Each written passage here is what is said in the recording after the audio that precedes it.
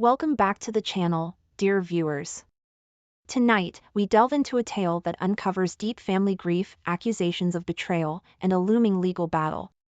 The story is titled "My In-Laws Accused Me of Betraying My Late Husband and Threatened Legal Action Over a Family Heirloom." Join me as we unravel the events that turned cherished memories into a source of conflict and heartbreak.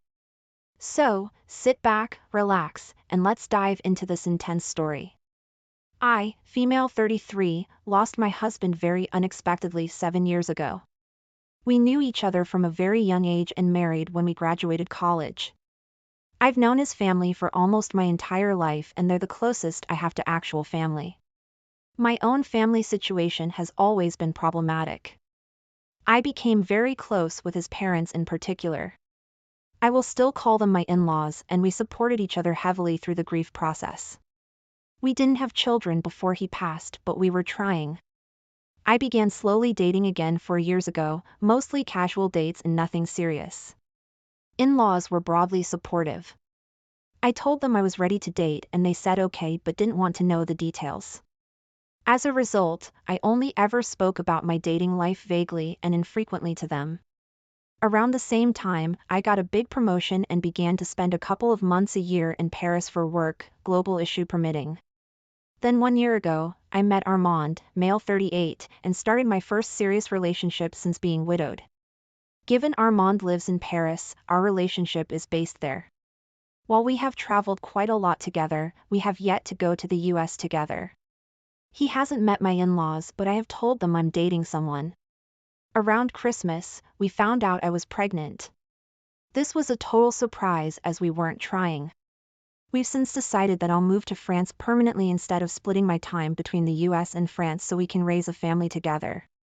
Unfortunately, it isn't really possible for Armand to move to the US. He works in the art industry and his studio and backers are all Europe-based.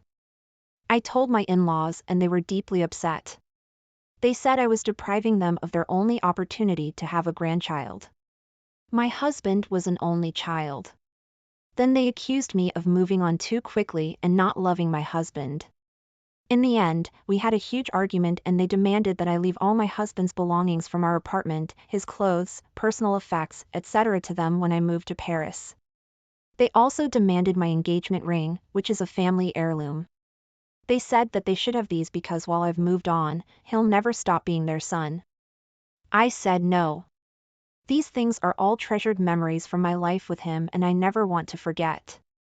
They have threatened legal action to recover the ring in particular. I don't think they have a proper legal right, but I can see the hurt I'm causing them with my choices, and maybe by giving them what they asked for, they'll be able to have closure. Am I the idiot for continuing to refuse? Then they accused me of moving on too quickly and I stopped reading right there. So, he passed away 7 years ago and they say she's moving too fast. What happened to OP and the in-laws is horribly unfair and tragic, but after 7 years, OP deserves to find love again. The in-laws really should see a therapist to address this. You are not the idiot. You didn't divorce your husband. He passed away. The person you chose to spend your life with, and that was taken away from you way too soon. Unfortunately, he was taken from them too soon as well. I would try to find a compromise, which may be giving them the ring and you keeping the rest, or finding a few things of sentimental value and giving them those, but ultimately this was your husband. These are your memories with him and you'll never stop loving him just because you found someone else to love as well. You are the idiot. The ring should absolutely be going back to the family though. No matter how you feel about it being given to you, the heirloom is meant to be passed on to a future generation family member at some point, which again isn't possible in this case because you two never had a child together. You're moving on and your family's now with another bloodline family. The heirloom ring is not meant to be with that family at any point. I'm sorry, but this is a very bad take. OP's a widow. Widows do not lose their place in a family. The ring will go where she sees fit because she's the rightful owner. OP, it's your choice one way or another. However, I wondered how you having a baby with your new partner is depriving them of a grandchild. Totally bemused by that. If they want to be considered your child's grandparents, the last thing they should be doing is making petty demands. Update. After the funeral, I already gave many of my husband's possessions to my in-laws. What I kept were some clothes that reminded me of happy times. Things with his handwriting on them. Memories from trips, etc. And I want to keep those. It's not like I'll be lugging a huge amount of things to Paris. It's not unreasonable that I keep these. They're memories we made, not with his parents. It was worth clarifying that I don't have a separate wedding band. We couldn't find one we liked which matched the ring. So my engagement ring is also my wedding band, which my husband put on my finger in the church. I do wear the ring frequently, and it's the only thing I wear with any regularity. I really don't want to lose the relationship with my in-laws. They've always been so kind to me before all of this happened. For example, I've been spending every major holiday, like Christmas, etc., with them for the past decade. But neither do I want to bend to their unreasonable behavior. Moving to France and going completely silent isn't an option. I do want to repair the relationship in the long term. Ultimately, I'd love them to visit us. My 25 male stepdad has a gardening business. It's normally just him, but my brother 18 has been a big help and worked for him a lot over the years. The clients love my brother. He has a good work ethic and gets the job done properly and quickly. On the other hand, my stepbrother, 29, has worked for our stepdad a handful of times. Unfortunately, every time his work was sloppy and slow, and he spent the majority of his time on the phone, so stepdad never hired him again. Recently, stepdad has been sick. His body's just giving out on him, and our mom's forcing him to retire before he kills himself from work. He wants to give the business over to my brother since he has the work ethic and the rapport with the clients like him. My brother is basically our stepdad's mini-me, lol. My sister, stepsisters, and I are all okay with this since we feel our brother deserves it with the work he's put in and how he's helped build up the business. Our stepbrother, on the other hand, is angry and thinks he should get it since he's the biological child. I know I keep saying stepdad here, but that's just for clarity's sake, and he's very much our father and couldn't care less about biology. When our stepbrother was having his little fit about it, I told him to get over it and that he couldn't even hold a normal job, let alone run a business. Am I the idiot? Edit. The relationship is strained since stepbrother used to steal from him and us. He barely even sees any of us now, and that's not from our lack of trying. I don't even think he's met my stepsister's young son. Not the idiot. It might have been harsh the words you gave your stepbro, but honestly, that's the reality of the situation. It's dad's choice who he gives his business to, and he chose your brother, who would take care of it very well and is the person most likely to carry on the legacy. Would your stepbrother have been just as angry if your father had sold it to a stranger? He had nearly 10 years on your brother to build the rapport with your dad and his clients needed for this responsibility. This failure's on him. He saw your stepdad's hard work as something he could benefit from by slacking and doing none of the work going forward. I'm glad your stepdad and your siblings have a backbone. Your stepbrother's just looking to mooch, and that's it. Please ensure your dad gets all this in writing and certified by his wife and an attorney. If something unexpected happens to dad, the whole situation can become a crap show and fast. Get it in writing now so that the business, including the client list and physical assets, mowers, trucks, tools, all go to brother. You owe your stepbrother nothing, and if he keeps harassing you, feel free to block him. Backstory. My mother-in-law lived 4 hours from our city. Last year, she decided to sell her house and move near the family. She recently closed on another house here as her house was under contract. My wife stayed home overseeing some work on the new house and painting. My daughter, a first grader, and I went to my mother-in-law's house to get her moved out. My mother-in-law is the type of lady that exalts males on a glorified pedestal. Over the years, she's made numerous inappropriate remarks about my body build or my appearance. She's even gone as far as asking very personal questions. Nonetheless, her mouth has gotten her in significant trouble. With that said, when we arrived, she seemed to have been minding her manners at first. However, she commented to my daughter that when she gets older, she should marry a man just like her father. Later that night, we had an argument.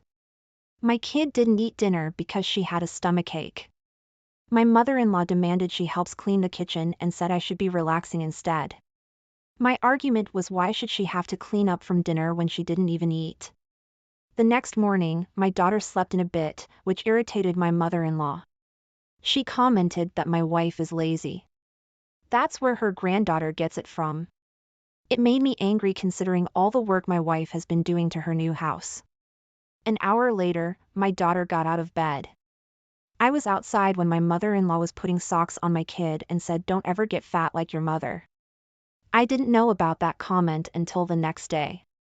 As they were packing boxes, I overheard my mother-in-law telling my daughter that her mother never wanted her. For the record, that's not true. My mother-in-law was hounding my wife to end the pregnancy because she said my wife would blow up even bigger and that having kids ruins lives. My child was upset and hurt. My instinct was to get her away from that environment. We got lunch and I took her to the beach to distract her mind. We talked it over and I promised her what her grandmother had said was not true. I called my wife and she and her spoke for a while. While they were on the phone, the comment about not getting fat like your mother was brought to my attention. We went back to the house and I gathered our belongings and we left. Outside sat several pieces of furniture in a few large boxes. My mother-in-law tried hiring movers after we left, but none were available. Overnight it rained, which ruined everything. My brother-in-law called me an idiot for letting her furniture get ruined and also claimed that it was elder abuse. A week later I received a handwritten bill requesting $4,000 for the ruined furniture.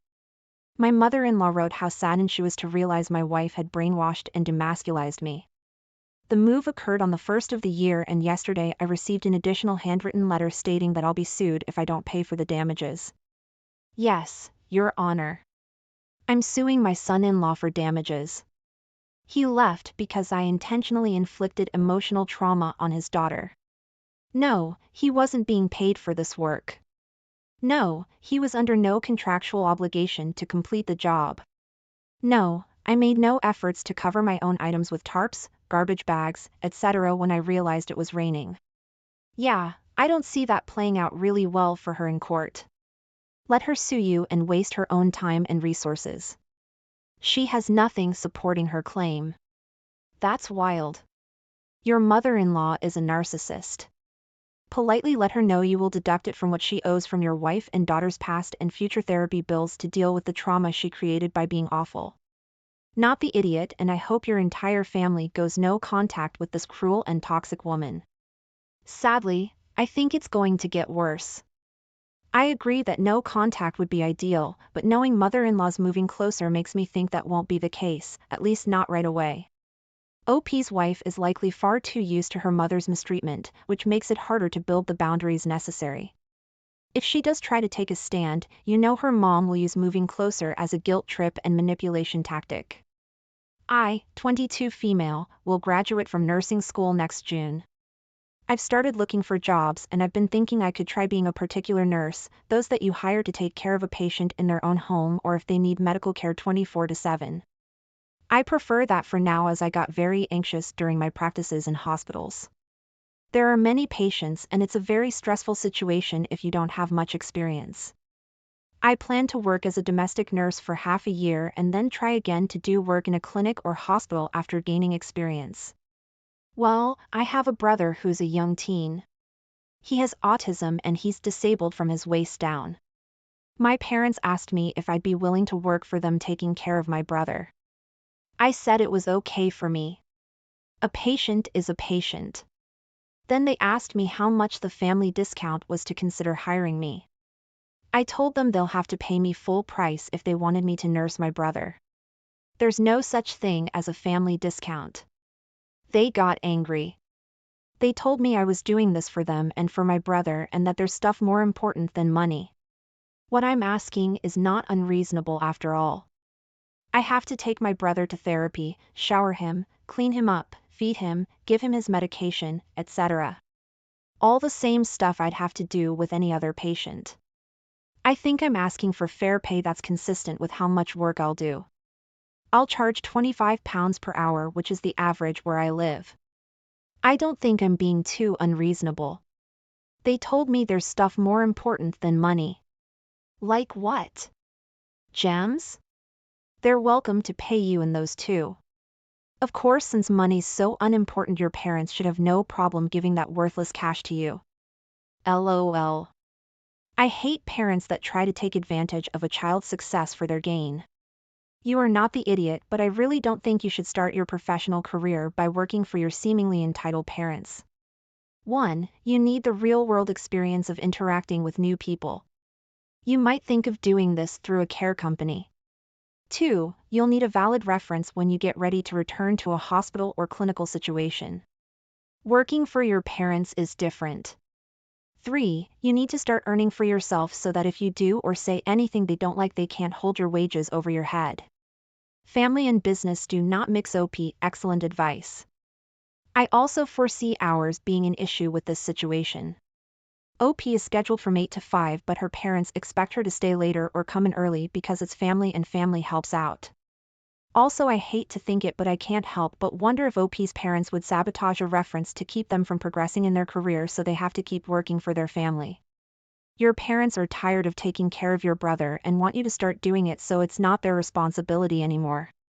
They should want you to start your professional and independent life well, which means watching you get a full-time job or agreeing to pay you full price for your services. To be honest, I think £25 an hour is way too low for this kind of care you want to provide. This would be the family discount. They're asking you to set up a recipe for resentment and you don't have to play that game. So this happened yesterday. I came home from work in the evening and saw something cooking on the stove. I asked my boyfriend and he said he was boiling salmon. I was taken aback, like completely. I asked him to repeat what he said and he so casually said it again. I was like, who boils salmon? He made a face and didn't reply. I told him it wasn't right and that I never heard of salmon being boiled like an egg and water type of boiling. He said it was all right and he liked it cooked that way. I called him dumb for this, to which he reacted by snapping and saying, who the heck says I can't boil salmon? I said, common sense. He replied, screw common sense.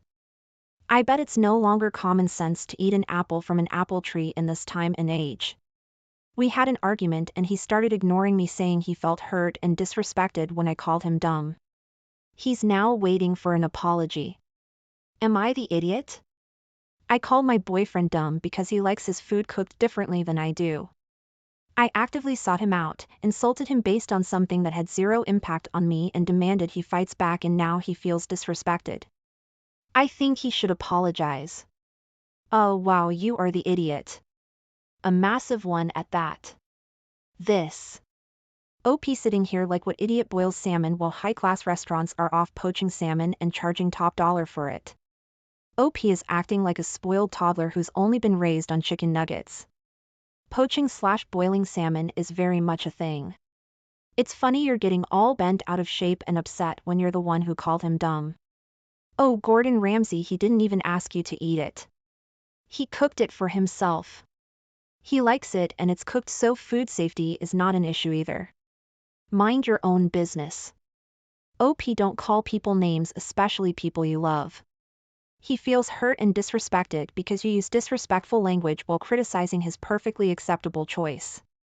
You owe him an apology and to change your behavior. And that, dear viewers, is how an attempt to move forward led to an unexpected and painful family rift. If you were captivated by this tale and want to hear more stories of family conflicts and unexpected revelations, be sure to like this video, subscribe to our channel, and hit the notification bell so you never miss an update. Share your thoughts and similar experiences in the comments below. Have you ever faced a situation where your past collided with your future in such a dramatic way?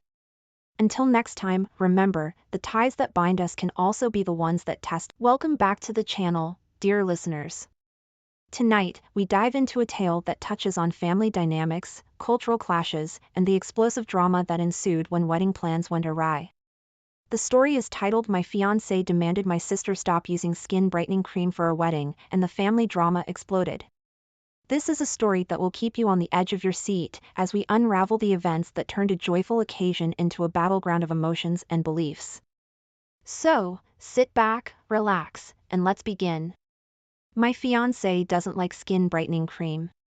She never uses it, but she also doesn't usually say anything about other people using it either.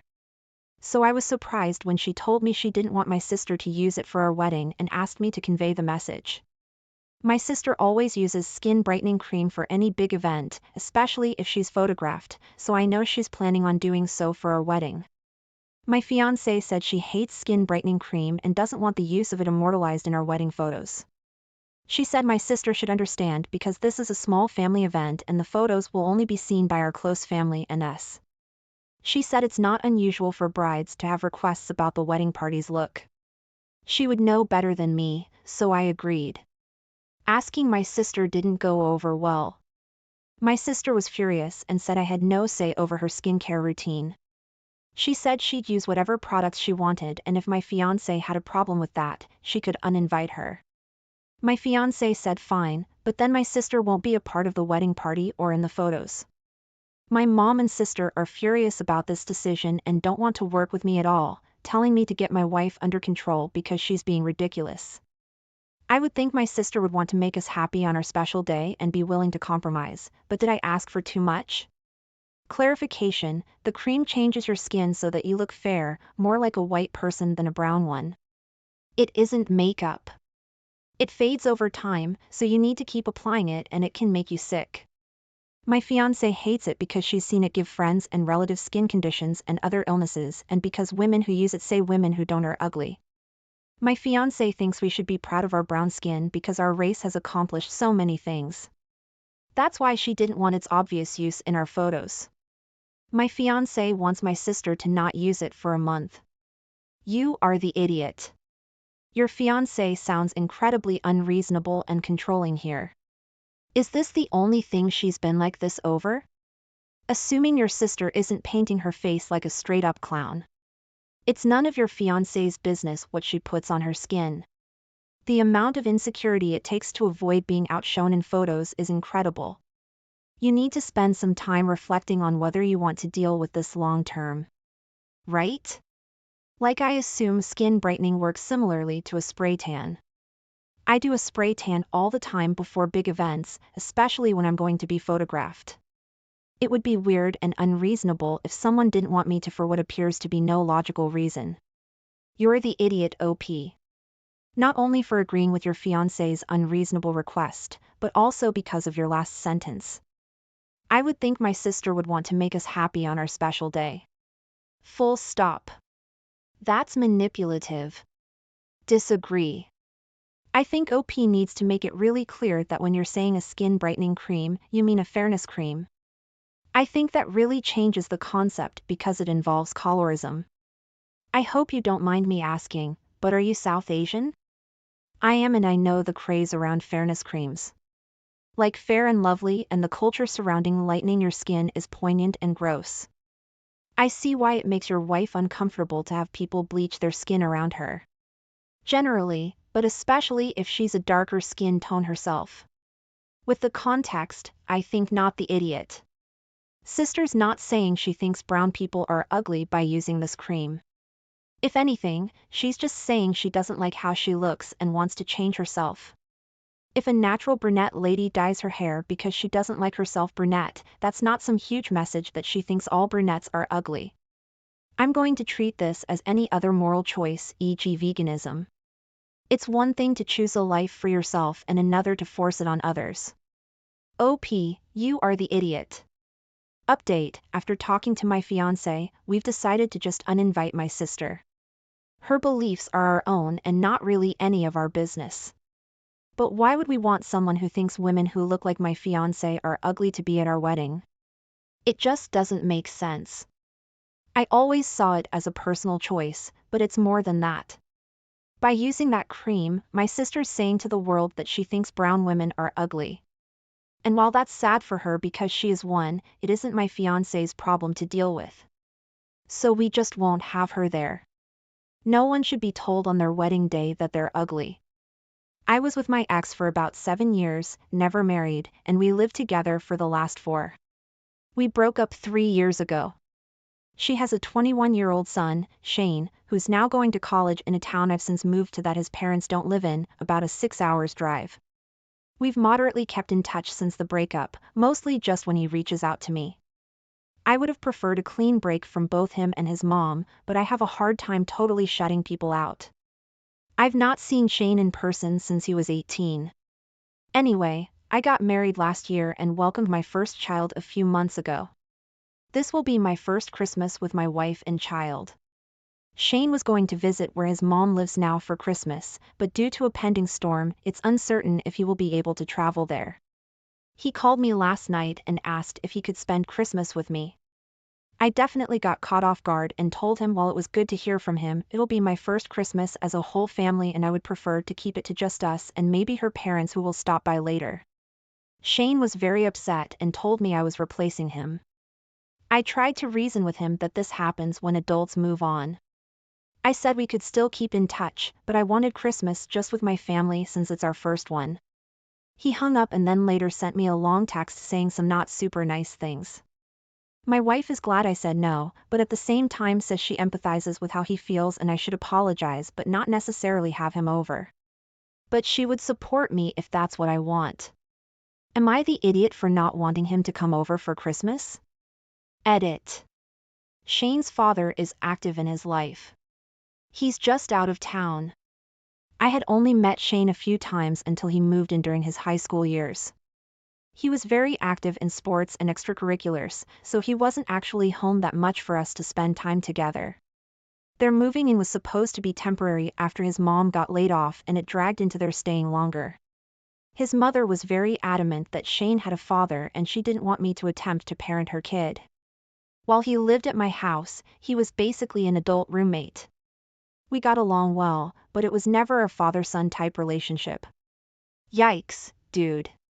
You are the idiot. He was your stepkid for basically 7 years. He's stranded for Christmas. Would it seriously hurt you if he came for Christmas? I'm grossed out by this, not gonna lie. If virtually anyone with whom I have a stable relationship asked if they could come to my house for Christmas, I would say yes because it's Christmas. So you're obligated to keep in touch with someone for the rest of your life? Just because you were around for their formative years? I think it's highly inappropriate to keep in touch with the children of your exes, especially if you don't have an emotional attachment to them. You can't keep staying in their lives just to spare their feelings. Opie has his own feelings and the feelings of his own family. The young man mentioned in the story has a father, so it's not even like Opie was his only father figure. Disagree. Opie's an idiot. You either make a clean break or you let him be part of the family. You basically choose neither, and this is why you have this issue. You should have told him you were no longer a part of the family as soon as you signed those divorce papers. It still would have hurt a lot, but that's the proper way of doing things. Not just because it's inconvenient for you now. The only good thing is he's an adult now and this will give you the clean break you wanted. Even if it was the absolute worst way to do it. I, 24, female, live with my girlfriend, 25, and a roommate, 23, female. We share a 2-bedroom apartment and have lived together for 2 years now. Up until now, we've gotten along pretty well. My roommate has an elderly cat. The cat is honestly kind of mean. She doesn't like my girlfriend or me and will run away if we try to pet her or pick her up. So we just avoid each other. My roommate asked if we had cats before moving in because she said her cat doesn't like other cats. We didn't have any pets at the time, so it worked out. However, we did tell her that we might want one someday, to which she said we have to revisit the issue if it came up. Well, my girlfriend and I have gotten to a place where we really want our own pet. We saw a kitten at the shelter and fell in love with him. We got the okay from the landlord and brought him home last week. His name is Banana Pudding. Our roommate is furious with us. She told us that we were aware that her cat doesn't like other cats. I told her honestly that it was unfair of us to tiptoe around her cat and that we were allowed to have our own pets as long as the landlord was okay with it, which he is.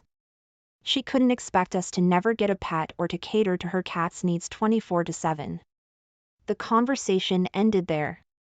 Unfortunately, things have escalated because her cat hisses and swats at banana pudding just for existing. She's honestly pretty aggressive, which is a big issue in my opinion. Our kitten is very friendly and sweet and causes no problems. We asked our roommate to keep her cat in her bedroom since she's elderly and aggressive. She refused and hasn't been speaking to us. She says we're huge idiots and even got some mutual friends to take her side. If her cat is so aggressive and uncomfortable, it's her responsibility to live alone. It's gotten so bad that my girlfriend is crying and considering taking the kitten back to the shelter. Here I am to get an outside perspective because I don't know what to think now. Am I the idiot? You are the idiot. You can't just show up with a kitten and be all, your cat has to stay in your room now. What kind of narcissism is that? The older cat was there first and your roommate warned you that he didn't like other cats. Instead of having any conversation, you just brought home a kitten and now expect an elderly cat to be confined to one room for the rest of his life? You are most indeed the idiots here. That cat deserves to live out his life in peace.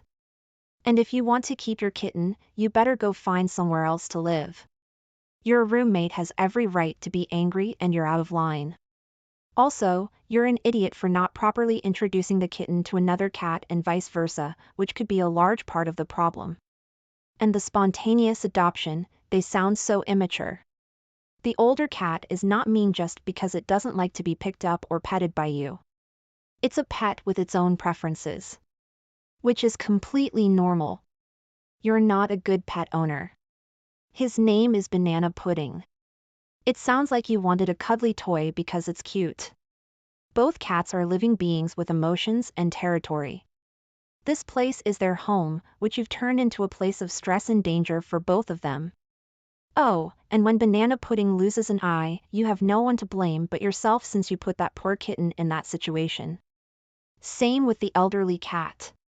It deserves to roam too. Update. My roommate and I have talked. I apologized to her for being selfish and ignorant and for putting her cat in an uncomfortable situation. She forgave me and said she'd be happy to help do a proper introduction between the kitties. She said that if we do things slowly and carefully, her cat might be able to accept Banana Pudding. For now, our kitten will be staying in our room for the introduction process.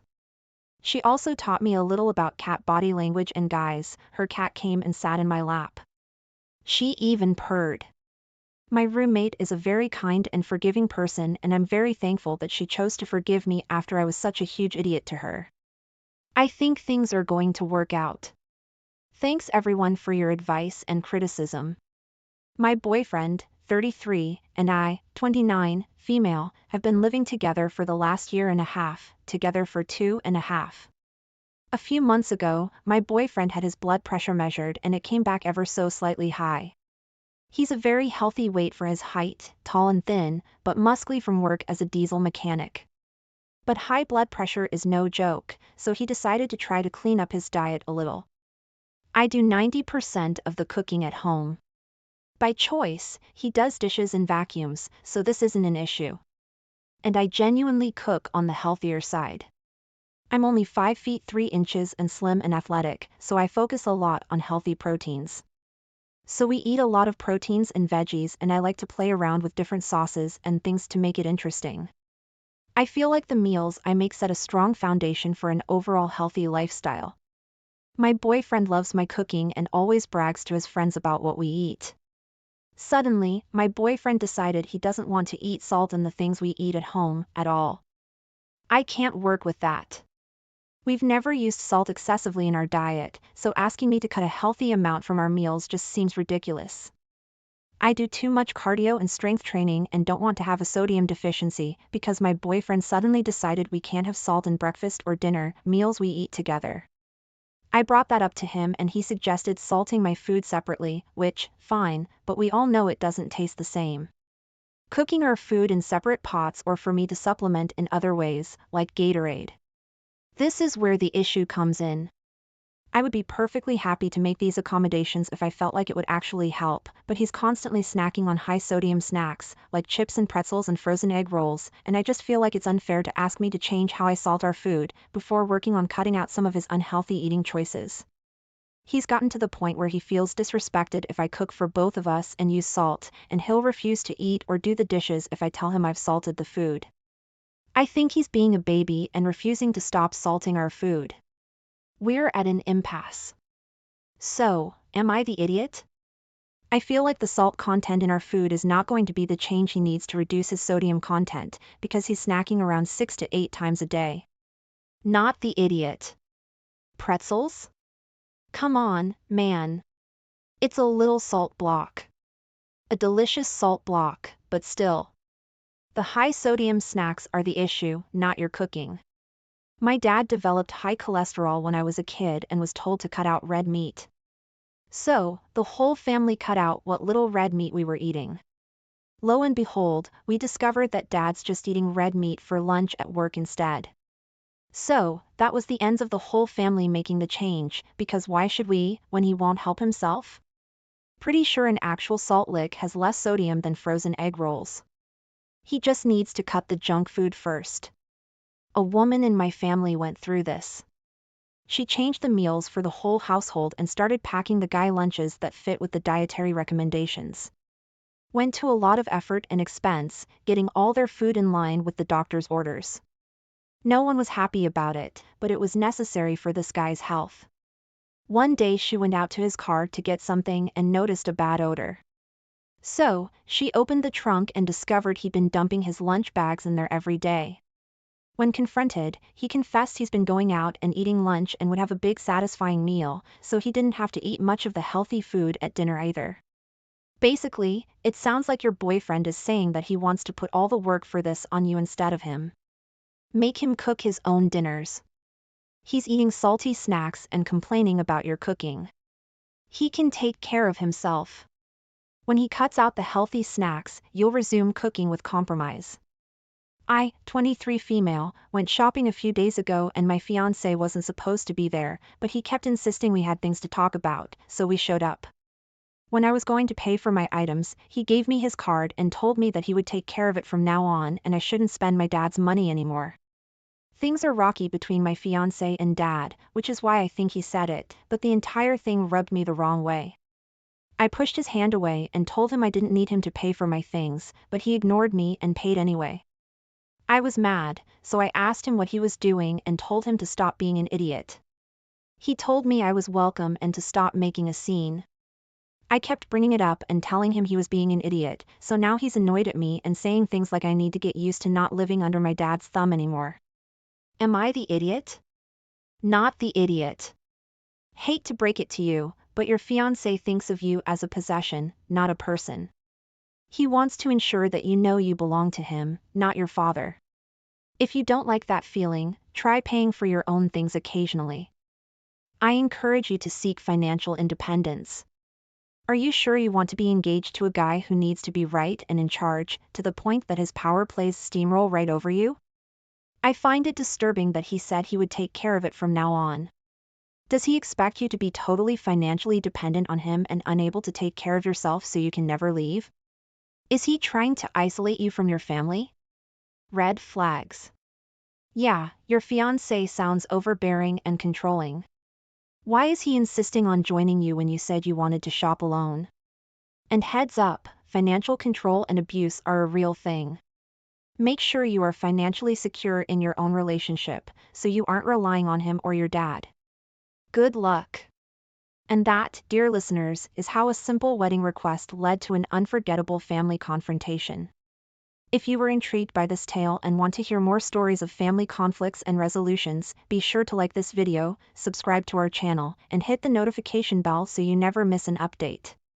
Share your thoughts in the comments below. Have you ever experienced a family drama that took you by surprise? Until next time, remember, the bonds of family are strong, but communication and understanding are key to keeping. Welcome back to the channel, dear viewers. Tonight, we explore a tale of marital discord and familial expectations that has left one woman questioning everything. The story is titled My Husband Demanded I Become a Stay-at-Home Mom, and now we're on the brink of divorce. Join me as we uncover the events that turned a joyous expectation of a new family member into a battleground of values and identity. So, sit back, relax, and let's dive into this heart-wrenching story. Okay, I already know it sounds bad, but I, 35 female, and my husband, Jeff, 37, are currently expecting a boy, his first child, my second. I got pregnant with my first when I was 18, and his dad was never in the picture. I work as a substance abuse counselor, and I love my job. However, this is where it gets tricky. My job offered me 8 weeks of PTO for when I have our son. I was so happy because I didn't want to return to work right away. Jeff and I got together when I turned 30, and he moved in with me because I own my house. We just got married this year and have talked about childcare multiple times, so he knows I don't want to be a stay-at-home mom. Well, I'm due in November, and he just brought this idea up. I was baffled because we've already talked about this, but I guess my mother-in-law and sister-in-law believe I should stay home with our son as a mother and a wife. I just don't understand where their opinions come in because I already know where they stand. Both stayed home with the kids. All 3 of them sat me down to have this talk, and they wanted me to focus on the kids, cleaning up the house, making dinner, and all of that. But I already work and do those things. Well, mother-in-law decided to throw it in my face that I never got to be a stay-at-home mom because I was a single mom going to school and working, which she's not wrong, but it made me angry that she brought it up. I told them that I work so hard to give my son a good life, and having another baby doesn't change my decision to keep doing something I love, and that if they all want someone to take care of the house and kids all day, Jeff should be a stay-at-home dad because I make more money than him, and it would make more sense for him to stay home instead of me. It turned horrible after that. I got yelled at by mother-in-law and sister-in-law that it's not his role as a father to do those things, and that he's the man of the house and should be the one making money. Jeff just stood there not saying anything, and I blew up and reminded all of them that it was my house, not his. I kicked mother-in-law and sister-in-law out, and Jeff was so mad at me that he went with them. He said he won't come back till I apologize to all 3 of them. So, am I the idiot for not wanting to be a stay-at-home mom? Nope, not the idiot.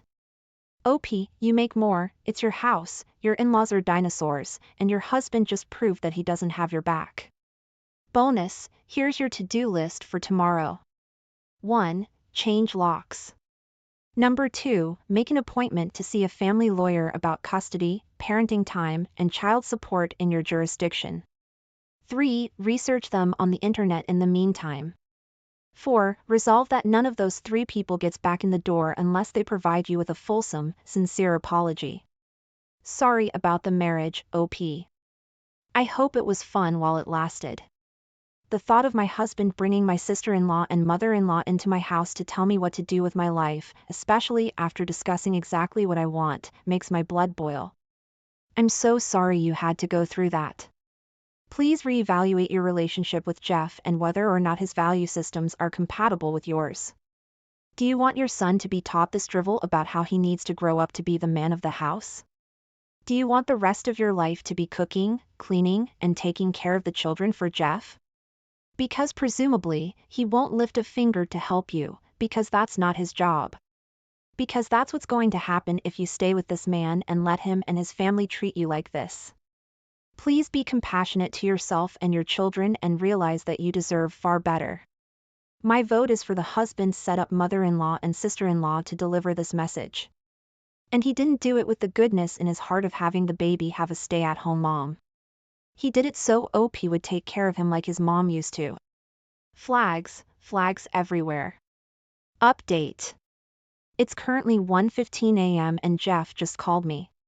He informed me that he cleared out our joint bank account and deposited it into his account.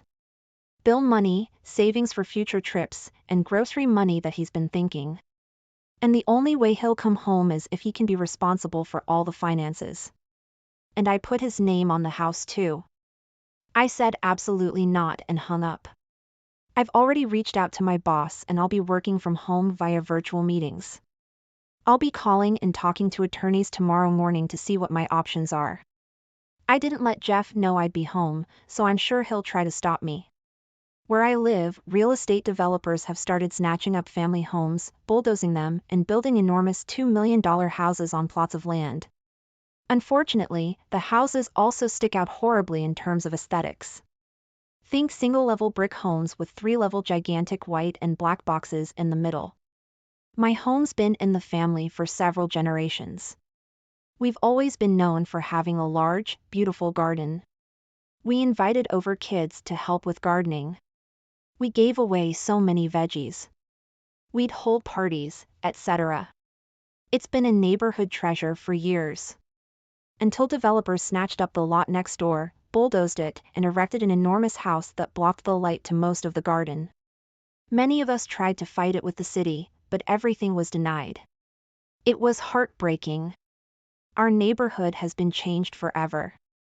This was a link to my family, and I almost have had to go through a grieving process for it. The new owners moved in and were not welcomed warmly by the people in the neighborhood. I avoided them for as long as possible. Other than politely waving or nodding, it was a young couple in their early 20s. We finally came face to face, and the woman asked if we could chat.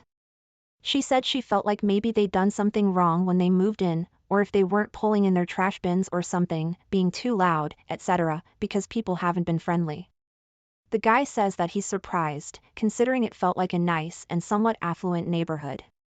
And given the price, he was expecting friendly neighbors. I asked if they had done any research about the area. They said that they moved from California, so no. I said that maybe that was their mistake. They said they didn't know what I meant, so I asked if they've ever looked in our backyard. They said yes, and they said they thought the garden was cute. I said yes. The garden that now has about half the sunlight than before your house was built was a neighborhood treasure. So the guy said, well, it's not our fault you built the garden there, is it? I said, well, you guys got what you paid for, $2 million for a house that everyone in the neighborhood hates. So I said I hoped it was worth it and wished them a nice day. When I told another neighbor about the exchange, she told me that she felt bad for them moving without knowing what they were getting into. Am I the idiot for telling them they got what they paid for? So you unloaded your pent-up anger at the developers on the couple who unwittingly bought the house. You are the idiot, OP. That couple did nothing wrong. They bought a house on the market.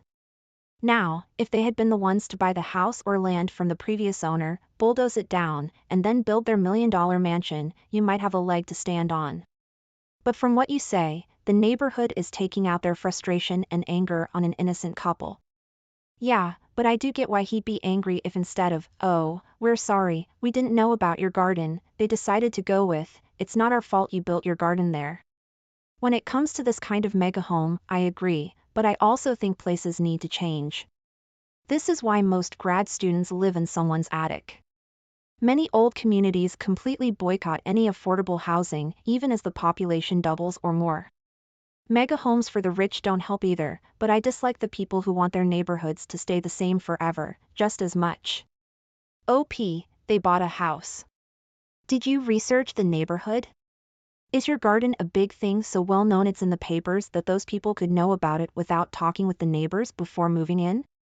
And specific talks. And even then, they didn't design the house, just bought it. It's not their fault, and you are being angry at them as if it is. Also, if the size of your neighbor's house affects how you act, you might want to seek therapy. You take the cake today due to treating people like crap because they apparently stole your sunlight, and you're big mad about it. These people likely had no idea about your garden or what was there before the house they bought was there. It's not their fault that the house was built there. You want to be mad? Be mad at the real estate developers. That's the actual bad guy here, not the people who bought the house. I can't believe this became a conflict. With the weather being so nice, I decided it'd be nice to have a fun little dinner party. So, I invited everyone and their SOs if they had them. One of the SOs is Rick. I've always gotten along with him just fine, but he's one of those guys who tries to make the most bizarre things into his entire personality. The biggest one is that he's a huge garlic guy. He's one of those guys who makes a huge deal out of how he uses 400 cloves of garlic in a dish. I don't eat garlic. I have GERD, gastroesophageal reflux disease, from purging. And unfortunately, my biggest triggers are alcohol and garlic. I'm okay with cooked onions. For some reason, in the past 2 years, my sensitivity to garlic has actually gotten worse. So, I didn't use garlic in the dishes I made. Not a huge deal, right? I have a pantry full of other spices, and I'm not shy about using them. We were eating and I got some compliments on the food. It wasn't anything special, but Rick said he liked it, but felt the food was missing something, and asked how much garlic I used. I said I don't eat garlic, so I didn't include it. He scoffed and was like, how can you not use the most basic ingredients in most meals? That's why it tastes like this. He made a big exaggerated face and put the food down. He then asked why I'd have a dinner party if I had such a limited palate, and that he wouldn't have people over for Thanksgiving dinner if he was a vegetarian. I said, I have GERD, dude. Garlic triggers it. He pointed out that I was drinking alcohol. I said yes, I was in fact drinking one hard seltzer that I had flattened, and that these are the only alcoholic beverages I can drink, and that I also had one just in case my body changes its mind. He and I went back and forth until his girlfriend, the one who actually is my friend, told him to chill. Rick got louder and was laughing like, come on guys, am I really the idiot here? With his hands out. One of the other guys said it was a little weird, but not a big deal. Anyway, it's a month later, and Rick still won't drop it. Instead, he insists that it was an idiot and selfish hosting move to drink the alcohol, but not cook with the garlic, because garlic goes in everything. So, now I'm curious, and thought this would be a fun low-stakes question for you all. Am I the idiot? Why are you friends with this monumental idiot anyway? Someone whose entire personality seems to be about one tiny thing? Who thinks he's the food police?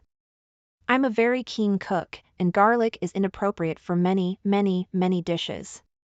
Not the idiot, of course. I'm also curious, doesn't he stink 24/7? OP should still invite him, but serve him garlic. Only garlic, several whole roasted garlic bulbs, and nothing else. Is that enough garlic for you now, Rick? And make sure you get a vampire costume for Halloween, for his benefit. Rick needs to get his garlic addiction under control. It's affecting his relationships at this point. If my ex so acted that way, not simply expressing a preference for garlic, but telling the host it was rude to omit it, I would be mortified. No joke.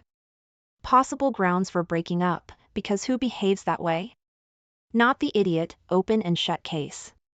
My best friend and I have known each other since we were like 3, and we've always been super close. She's the first of us to get married, and I'm so happy for her, and was happy to be asked to be her maid of honor. However, she and I were not expecting her fiancé to consider my ex a close friend now that he's his groomsman. We knew that they kept in touch after I broke up with him, but we had no idea they were friends. What's even worse is that my ex is using this as a way to try and force his way back into my life. She warned me when she found out, and I agreed to one night out with all 6 of us, my best friend, her fiancé, and their bridesmaids and groomsmen. I was paired with her fiancé's brother, the best man, and my ex with her sister, a bridesmaid, but he would not stick around her sister at all. He kept coming over to me. He tried to get me to take him back, and he joked that we should just go and hook up. He touched me a few times, and I had to brush him off. He was just intense. Our breakup happened a little over 2 years ago. We worked together for 5 years, lived together, had talked about marriage and babies, and then I heard him mock me to his friends and say disgusting stuff like I was so boring as a person, but at least my body was good so he could drown out the rest of me and just focus on my looks. He mocked me for being sensitive. He also mocked that I had low self-esteem from my childhood relating to my family and told them details only he and my best friend knew. My best friend asked her fiancé if there wasn't anyone else. He told her that the 2 of them got so much closer in the last 2 years and that he truly considers him his closest friend now and so on. He said we should be able to deal with being around each other for a few hours. She asked if there was anything she could do to make it easier, but I can't be around him like that. I can't even have him following me around and trying to win me back. He humiliated me. He said things that I never would have expected out of him. He got 5 years of my life and he treated me like that. We agreed that I should just pull out of the wedding. My best friend is so upset and she's upset with her fiancé. He's now angry with me and he told me I should have sucked it up for my best friend and followed through on being her maid of honor because it meant so much to her. He told me I was being petty and I should be able to ignore my ex for the sake of my best friend. I do feel bad. I hate doing this, but I know I'd feel trapped in a nightmare if I had to deal with my ex throughout the wedding. There's no doubt in my mind that I would be miserable. She knows this too, which is why we agreed, but I hate doing this to her. I always dreamed of being her wedding. And now, am I the idiot? Not the idiot. The groom prioritizes his friend over his bride's happiness and he's trying to get you to suck it up. He could have chatted with your ex and told him. His behavior was unacceptable and if he tried to get close to you, he'd be dropped. But he preferred pressuring you so he could have what he wanted. I'd tell your friend that her fiancé is trying to pressure you as that would be a red flag to me. Not wanting to be touched and harassed by a creepy ex-boyfriend isn't being petty. What the heck is wrong with this guy? Also, you did ignore your ex, but it didn't stop him from harassing and touching you against your will. And ignoring your no. What else was he expecting you to do? Also, does he want drama at his wedding? I hope your friend realizes who she's about to marry. Yeah, I think you need to step away entirely. And if the ex is continuing to harass you, look into a restraining order. Good luck to the bride. Her fiancé sounds like a real charmer too, being that he knows the history and still allows this. I, 20 female, am currently 30 weeks along. I live with my parents and pay rent, utilities, and other essentials. Ever since I found out I'm pregnant, there's been a lot of tension in the house. And it feels like my parents' marriage is getting worse because of me. When I first found out I was pregnant, my dad flipped his lid because I wasn't married and because I didn't know who the father was. My mom defended me for most of his crap throughout my pregnancy and was very supportive but very disappointed in my dad for his behavior and it's been ruining their marriage. Last week, my dad demanded I move out, and I refused since I paid rent and mom doesn't want me to move out. As usual, mom defended me, but they had a big fight. I'm feeling like an idiot since I'm ruining my parents' marriage over this when I could move out, but I don't know where to go and need my mom's support. Am I the idiot? You are the idiot. You're an adult. If you want to have a baby, that's fine, but there's no reason to expect anyone else to support your child. Babies are loud and disruptive. Your father's done raising his kids, so why do you expect him to start over to raise yours? Not the idiot. You are not ruining your parents' marriage. Your dad is. Your mom is finding out your dad's beliefs around unwed or single mothers. You getting pregnant and having a child has not ruined your parents' marriage. However, your dad's behavior is. I'm really glad your mom is being so supportive, and I hope this situation resolves in whatever way it needs to. You have to prioritize your well-being and the well-being of the baby. Your dad's behavior affects your emotional well-being and your unborn babies. However, he feels it's not important as you and this child, but I'm pretty sure you have some clue about the baby's dad. You might have to pay for some paternity tests, but you need to find out who it is and make them contribute. Don't let him off the hook. I don't know if you want to know who the father is, but your child has the right to know and to be financially supported. And that, dear viewers, is how a deeply rooted disagreement led to a rift in what seemed like a stable marriage. If you were captivated by this tale and want to hear more stories of family conflicts and unexpected revelations, be sure to like this video, subscribe to our channel, and hit the notification bell so you never miss an update. Share your thoughts and similar experiences in the comments below. Have you ever faced a situation where family expectations clashed with your personal values? Until next time, remember, staying true to yourself is crucial in any Hello, everyone. Today, I have a story that is as heart-wrenching as it is shocking. It's about the complex dynamics of family relationships and the unexpected choices people make. This is my mother called my son unmanly for kissing his boyfriend, so I kicked her out. Get ready for a tale that will keep you on the edge of your seat as we dive into the intricacies of love, acceptance, and standing up for what is right. So, sit back, relax, and let's dive into this captivating story. My mom is a conservative woman. The apple fell far from the tree with me. My mom and I, male 40, already have a rocky relationship because of my religious beliefs. I'm agnostic. My mom is the type of person to try and trap you in her beliefs. Well, despite all that, she's divorcing my dad and going through the divorce right now, and she left the house. She came to my doorstep the other day while my son was at school, asking me to stay. I wanted to say no, but against my better judgment, I let her. I don't think I should have let her in the first place. She would only stay with me for the night to see her family in another state. My son is bi and has a boyfriend. His boyfriend usually comes over after school. They study here, and it simply didn't cross my mind that he'd be coming over. He ended up coming home with his boyfriend. He's aware of my mother's beliefs. I was stuck, trying to avoid an argument. I just said that they'd be studying together and left it at that. Well, I guess when he was leaving, they kissed, and my mom saw it, came to me fuming, asking if I knew about these sins going on under my roof. I reminded her that those aren't sins under this roof, and it's my house. We went back and forth. The argument consisted of her saying that this was way too far. He's only a teenager, and these phases shouldn't be supported, and me just saying to zip it and act like an adult about this and not traumatize a child or don't let the door hit you on the way out.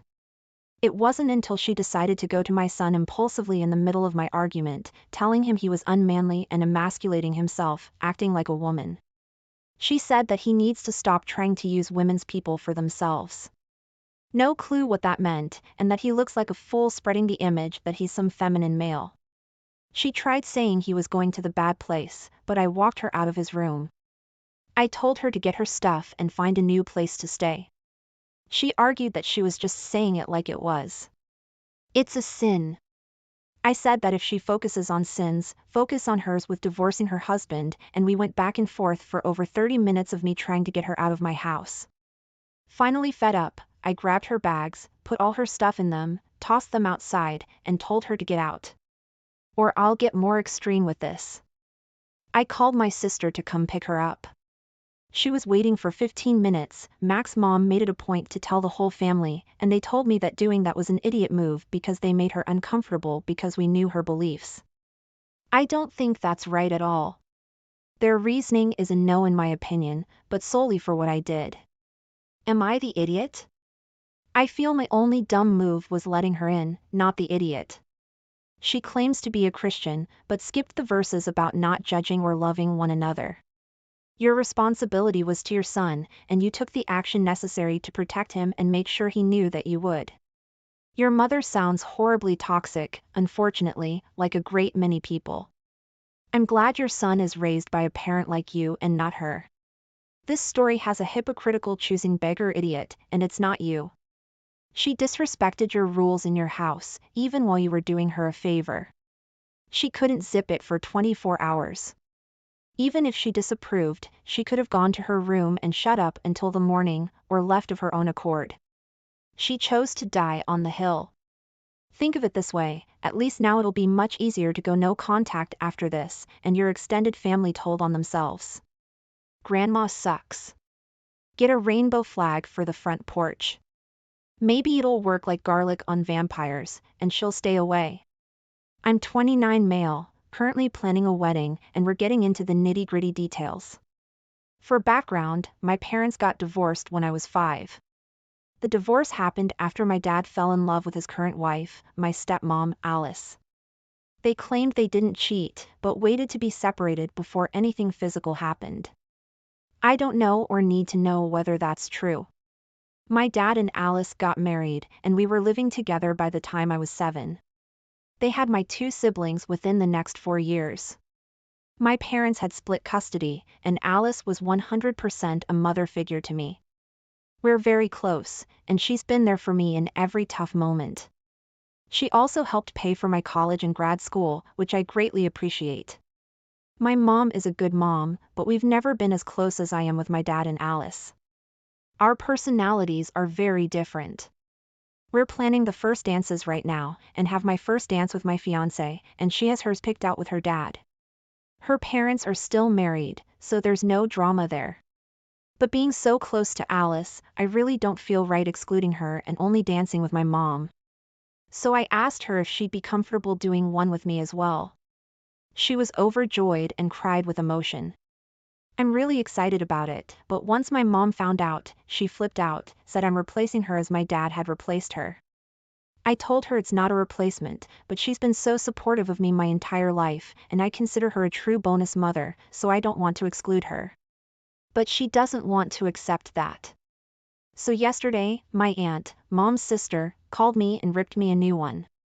I know it's a little controversial, but in my heart, it's what I really want to do. Am I the idiot for going through with this and having 2 mother-son dances? Personally, I've been to a few weddings with steps involved where there were 2 mother-son or father-daughter dances, and it seemed really sweet, not like overkill. I will do the shortened versions of the songs, so it won't be too long if that matters. Not the idiot.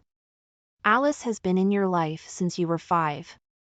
So basically, most major formative years and events, she's been extremely supportive, helped you get through school, and has been a true mother figure in your life, and you want to share this big event with both of your moms. If your mom doesn't want to share that time with Alice, no one can force her. But she also can't force you to snub a woman who's always been there for you from such a young age, because she's still hurt by something that happened decades ago. Yes, and I know it's not for me to judge people holding grudges, but OP said they divorced when he was 5.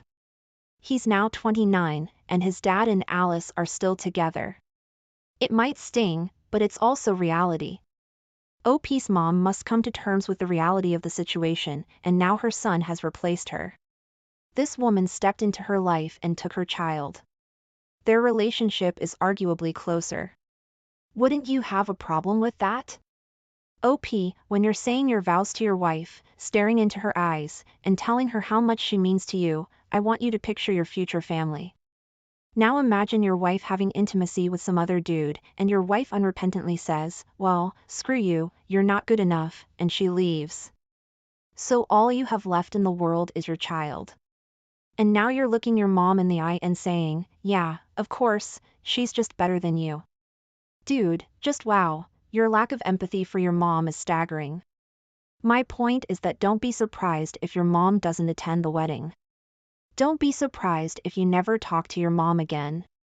Dude, your mom's life was burned to the ground, and now you're hugging and dancing with the woman who lit the match in front of a crowd. Man, I just can't fathom hating my mom that much, but you do, you idiot. I agree. If Alice was a good person, she would manage some empathy for the woman who's OP's actual mom.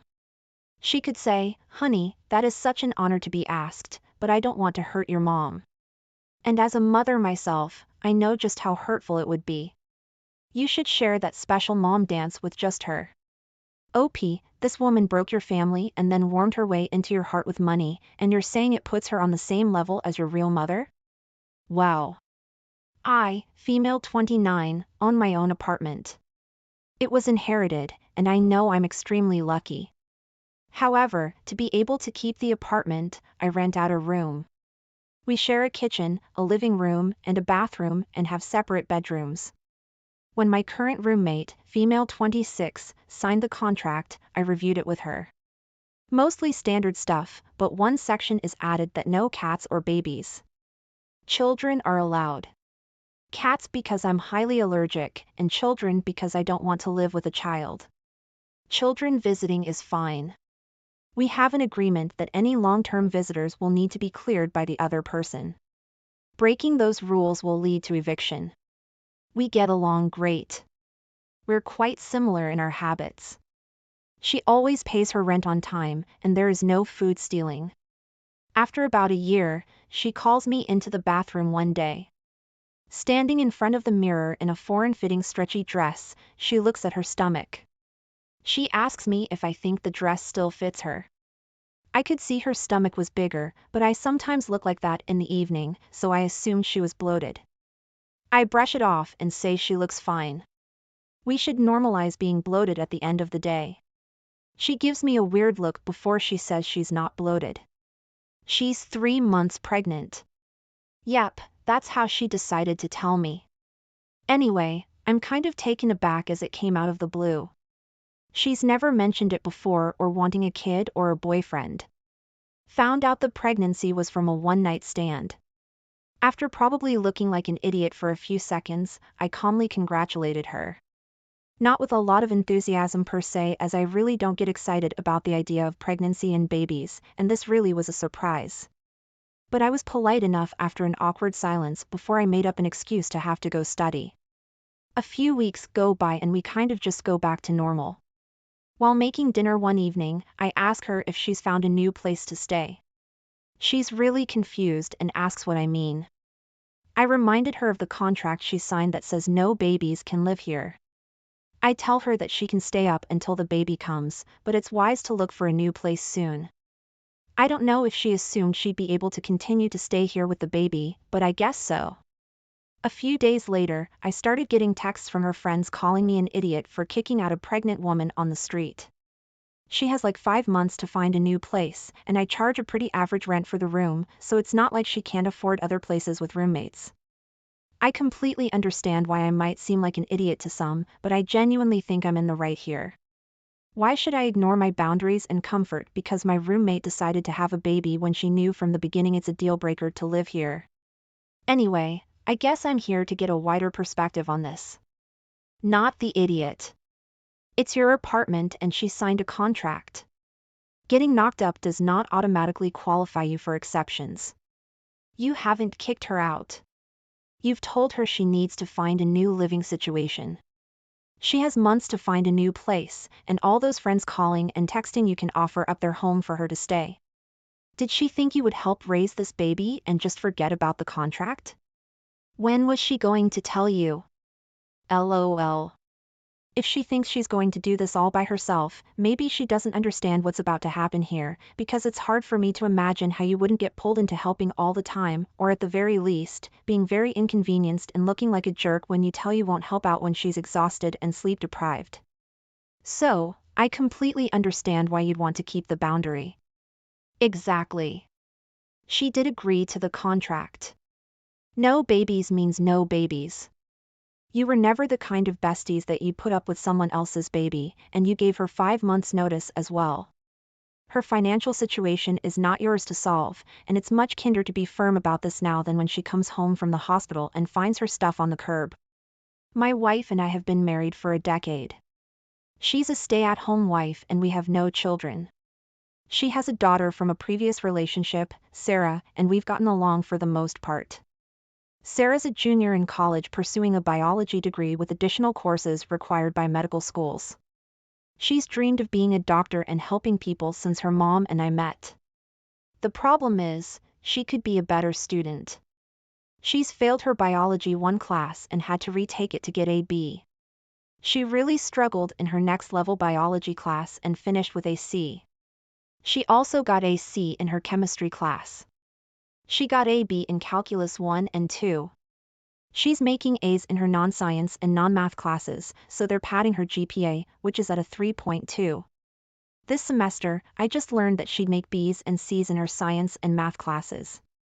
I'm not a doctor, and I don't know any doctors, but I did online research.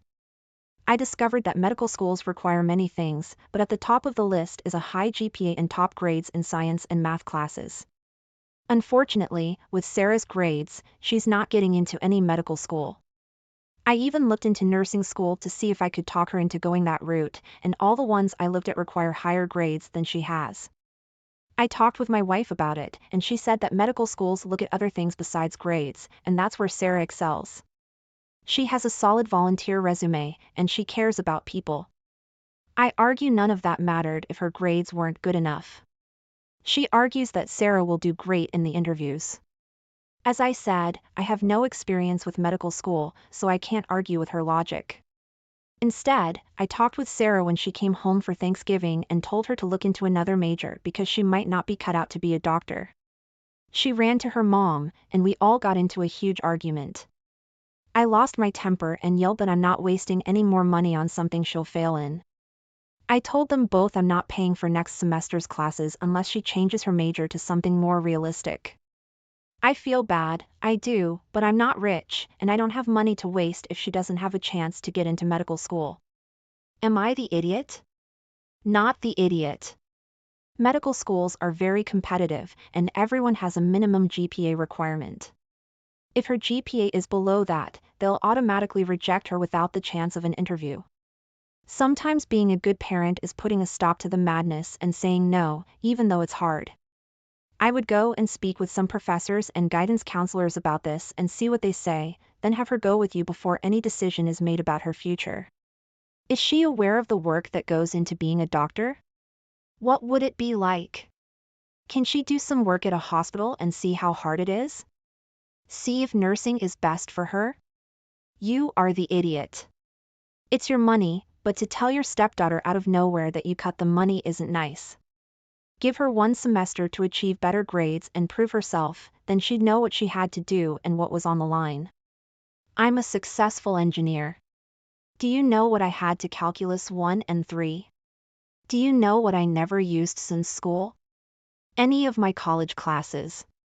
While a different career path, classes don't correlate to real-world experiences. Next time you go to your doctor's office, please ask your doctor about the last time they used calculus 1 or 2 in treating a patient. You are the idiot.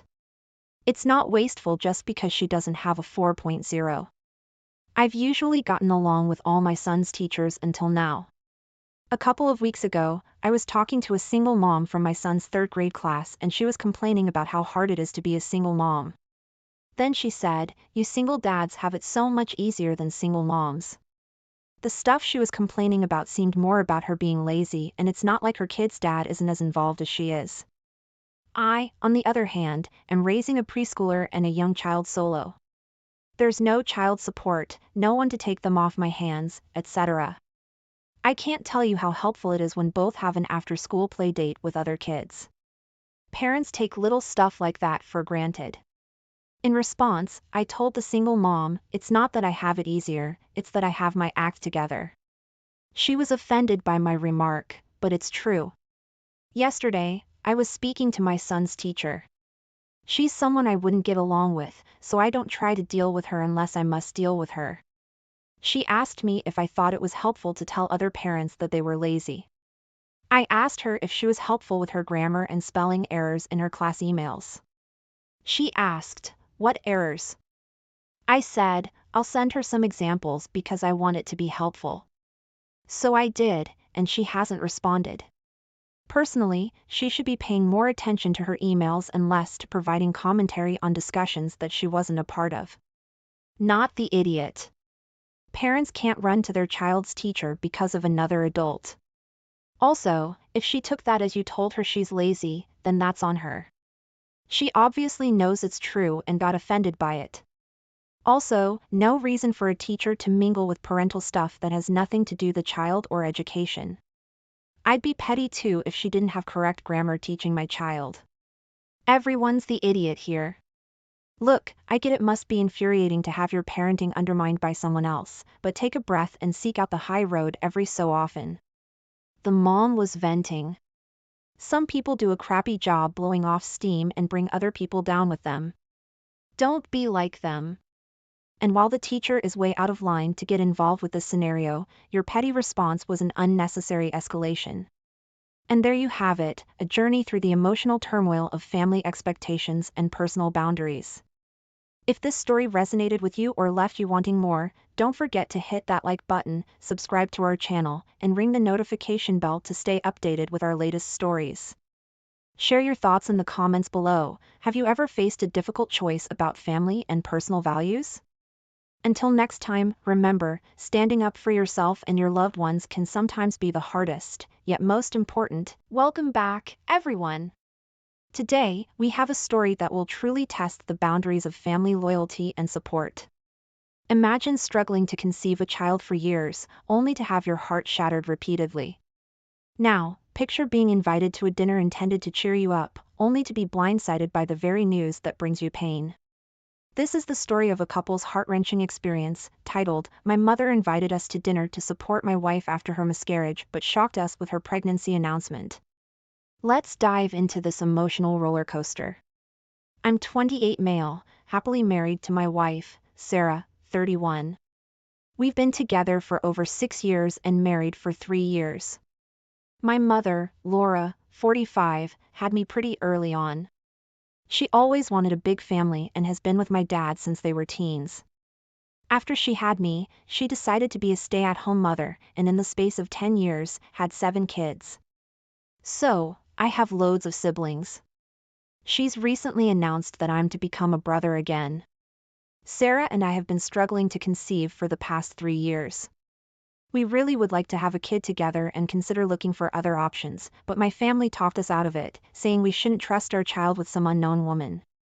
I have suggested my mother or my sister carry for us if they're that worried, but both of them declined, saying that they can't have any more children and won't be able to carry. My sister has 5 kids. And just to note, I love Sarah regardless if we have a child or not, and I'm willing to adopt, but she really wants us to have our own.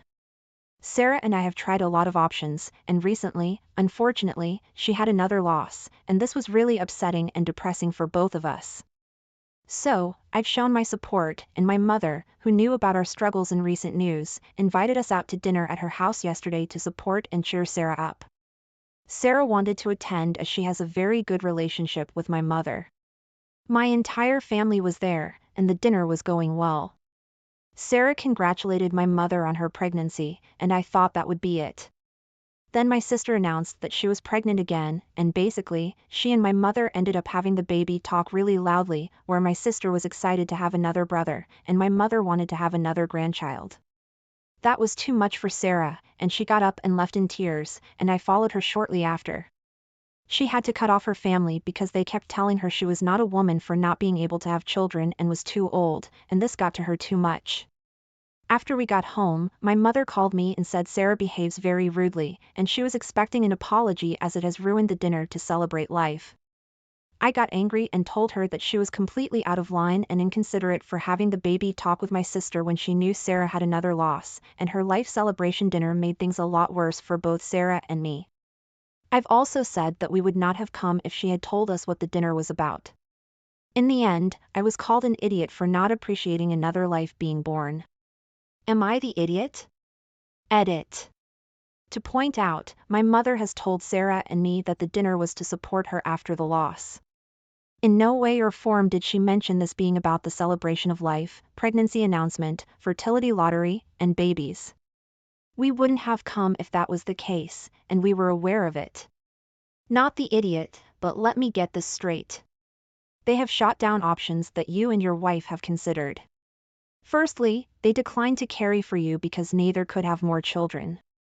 Then they both spend the dinner allegedly planning to help consult your wife after a loss, loudly yapping about their pregnancies, the ones they claimed they couldn't have. Your mom and sister aren't the massive idiots here, and I say keep them out of any future family planning discussions entirely. I'm still shocked that OP will have a brother who's 29 years his junior. Or am I reading that wrong? Did they intentionally get knocked up to show off their functioning reproductive systems or something? Mommy, why did you and Daddy have so many kids? Well, dear, you and your brother are spite babies. Yeah, tell me you hate my wife without telling me you hate my wife vibes. OP, do you see a pattern here? This did not happen by accident. They manipulated you out of pursuing other options and lied in the worst possible way to manipulate you both to show up for dinner. They knew how much it would hurt. It wasn't a bug. It was a feature. Your mother and sister are annoyingly sabotaging your wife and your happiness. I would say OP's mother and sister very likely feel superior to OP's wife since she cannot carry a pregnancy. However, these women are quite clearly able to get pregnant easily, and for many women being so fertile makes them feel superior as a woman. That's beyond cruel, and I cannot see how they have any respect for life when they behave this way. I'm so glad you supported your wife. It's so heartbreaking to hear that she had to deal with this because she received zero support from her own family. I, teen male, have been in family therapy with my dad, his wife, her daughter, tween, and my half-siblings, kindergarten female, young male child. My dad married his wife when I was 9, and 15 months after my mom died, they met at a support group for people who had lost someone. Dad lost mom, and his wife had lost both her parents, close together, who were the people who helped her raise her daughter since the bio dad wasn't in the picture. Pretty quickly, her daughter started calling my dad, Dad. My dad's wife told me repeatedly in the first year that I could call her mom. She'd like it if I did. She'd love for me to call her daughter my sister instead of saying stepsister. She told me my mom would want me to have another mom, and that she'd want that for her daughter. So how about we drop the steps? We love each other like mom and son because that's what we legally are now. I said no. My dad told me I should give it a chance, that a mama's boy would do much better with another mom. It became pretty clear to them over the years that I was not into that idea. I used the half for my half-siblings once they were born.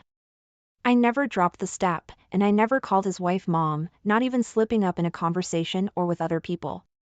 This all bothered them.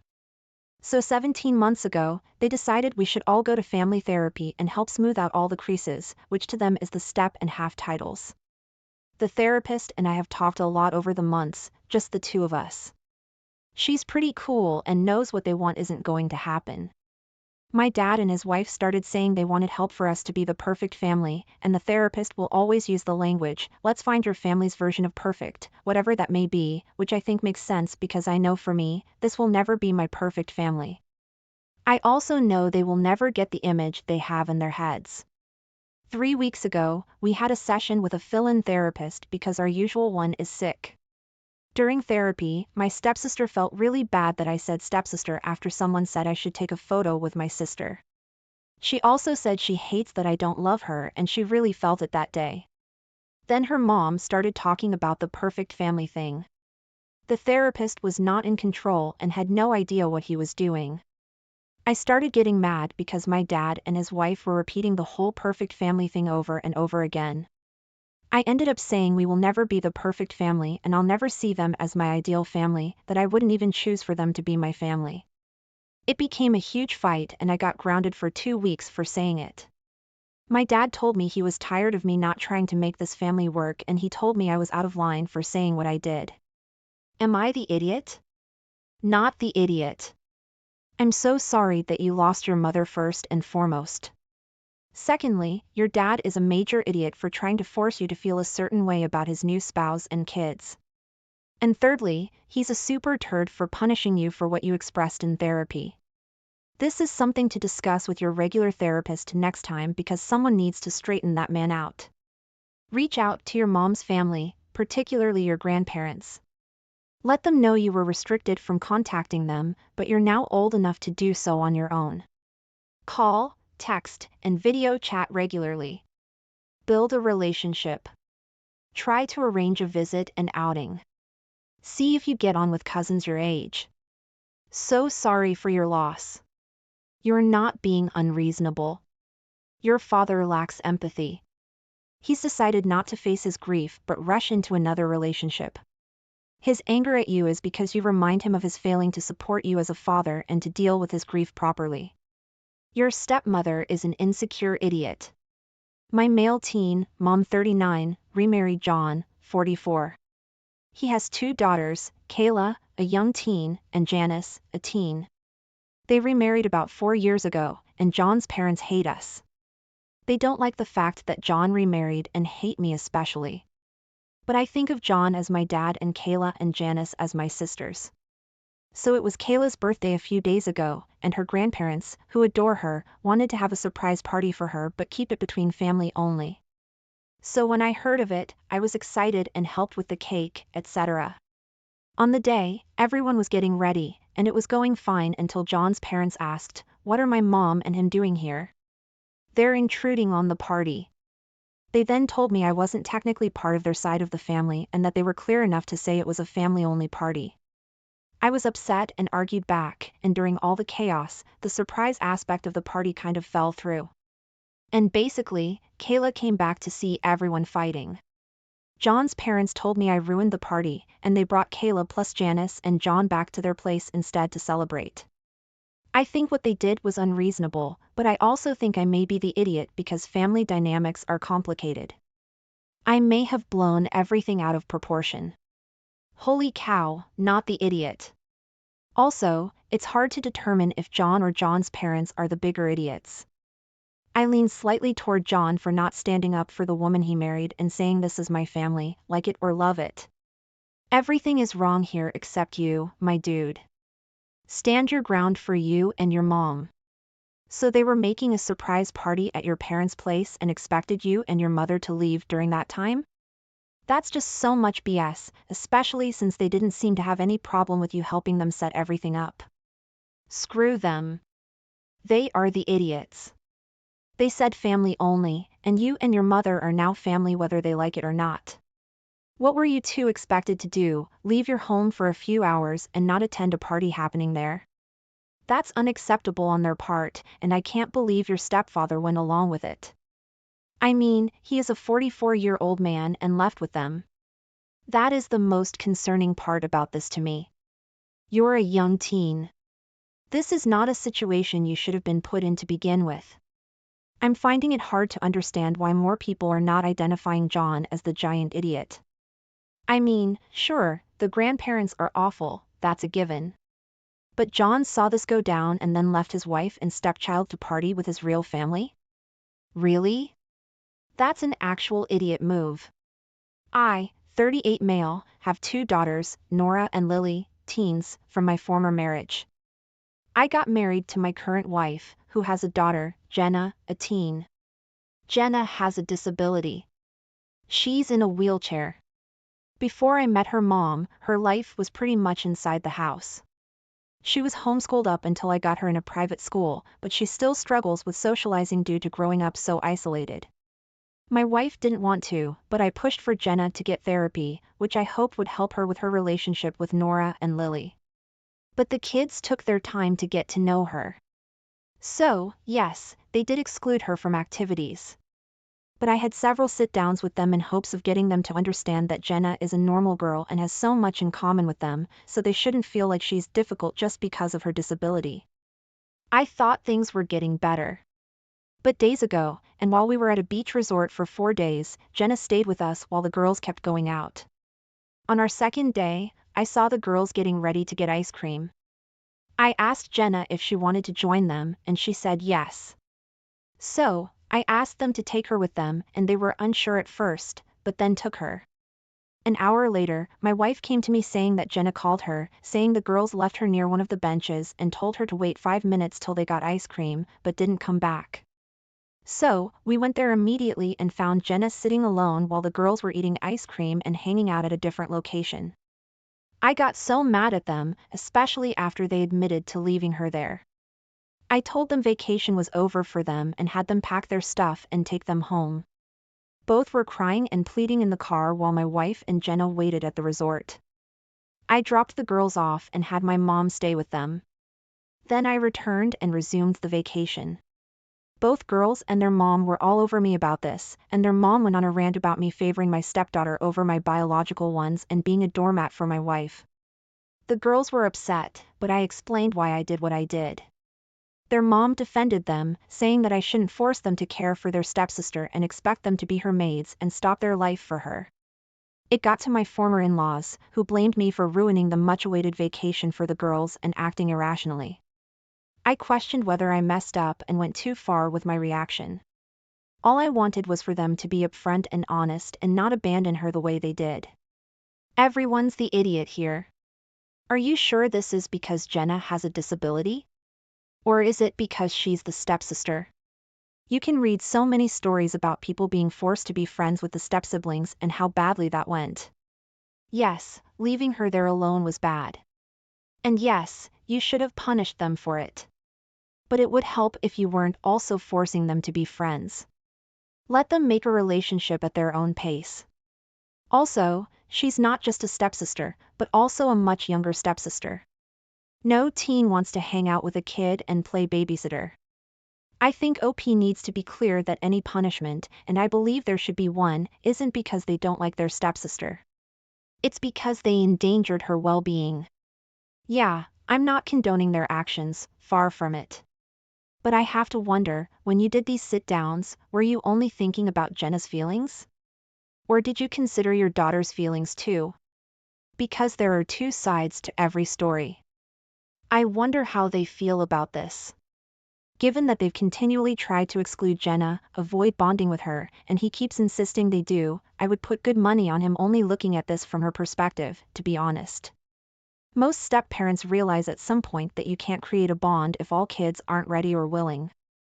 OP's also pushing them to be his wife's stepchildren. And his wife has treated those kids a fraction as poorly as her own child by keeping her housebound, isolated, and socially undeveloped. No wonder they're acting up. Like, sure, the first impulse here is to be shocked that the kids would do a mean thing to another kid for another hour. But stop and think about the underlying conditions for a second, and you get the sense that there's something really wrong with the adults here. Exactly this. And your point about the OP's wife keeping her child isolated, housebound, and socially undeveloped is spot on. This woman was a bad parent to her child. Maybe it's good that OP's children are not around OP's new wife. And while he might be a superhero to his stepchild, he's becoming the father who'll be shocked his adult kids had no contact. I, 45, female, have 2 kids. Twins, male and female. And my husband, 47, has 2 daughters, 18 and teen. My husband is very strict with his daughters. Less with his oldest, obviously. And I think he sees my kids as his, too. He's strict with them. And my kids don't mind much since he's their only father figure. And he has a good relationship with them. He's very protective over all the kids. I had a doctor's appointment yesterday. And my husband spent most of the day with his daughter at his parents' house. So I left my kids home and told them I'd be back later. My doctor took longer than expected. And by the time I was on my way back, when my husband had called me, I didn't answer since I was driving. And when I got back, he was really mad and told me that I was an irresponsible parent for leaving the kids home alone. He said they were still young and couldn't care for themselves. I said they're tweens, not 6 and 5. He was even angrier that I talked back to him and told me I should have gotten a neighbor to watch the kids. I said again that the kids were old enough to be alone and they were perfectly capable of taking care of themselves for a few hours. My husband said he had had enough and told me that from now on, I have to stay home if he's not home before he went upstairs. It took me a while to cool down. I was really mad. But later, I wondered if he was right since my kids could have still gotten into trouble. Am I the idiot? Not the idiot for leaving your kids alone if you as their parent felt they were mature enough to handle it. They're not babies anymore. But holy smokes, the rest of your story throws red flags regarding your husband. Angry at you for talking back? Telling you when you are and are not allowed to leave the house? Huh? Is this typical in your relationship? Also, if he knew she was going to the doctor, why didn't he stay home with the children or take them with him? It almost seems like he intentionally wasn't around so OP would have to stay home with her kids rather than see her doctor. The husband extends his strict rules for the kids to his wife. I only see this getting worse if OP doesn't do something to nip this in the bud quick. If she can't, she'll have some hard decisions. OP is not your parent and has no right to order you to do anything. He has no right to get angry at talking back. You're a grown adult having a conversation about a disagreement, not a petulant toddler. How condescending. Thank you for joining us on this emotional journey. If this story touched you, please give it a thumbs up and share it with your friends. Don't forget to subscribe to our channel for more powerful and thought-provoking stories. Hit the notification bell so you never miss an update. And if you have a story of your own that you'd like to share, drop it in the comments or send it to us. We'd love to feature it in a future video. Thanks for watching, and we'll see you